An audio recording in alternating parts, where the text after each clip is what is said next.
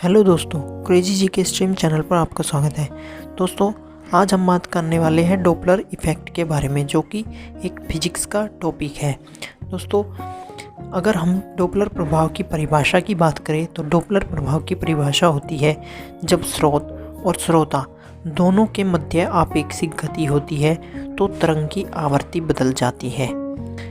Doppler प्रभाव को Austria के भौतिकवेत्ता क्रिश्चियन जॉन डॉपलर ने सन 1842 में प्रस्तुत किया था।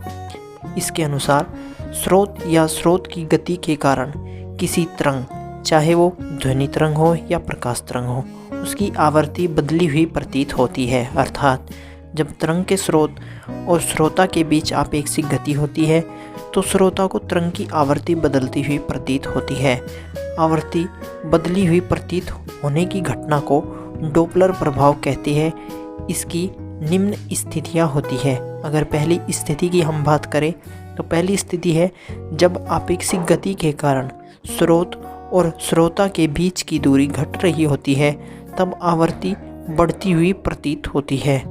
दूसरी इसकी स्थिति होगी जब आपेक्षिक गति से श्रोता और स्रोत के बीच दूरी बढ़ रही होती है, तब आवृत्ति घटती हुई प्रतीत होती है।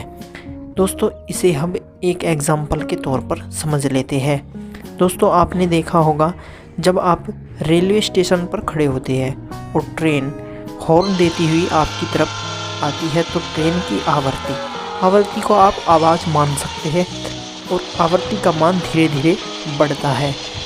दोस्तों, आवृत्ति का मान कब बढ़ता है? जब ट्रेन आपके पास आ रही होती है। ट्रेन को हम स्रोत कह सकते हैं और जो आप स्टेशन पर खड़े हैं तो आपको एक श्रोता कह सकते हैं। तो दोस्तों, जब ट्रेन आपके पास आती है तो ट्रेन की आवाज़ बढ़ने लगती है, अर्थात आपके कानों पर ट्रेन की आवाज़ का प्रभाव धीरे धीरे बढ़ता रहता है और आवाज़ को हम आवृत्ति कहते हैं।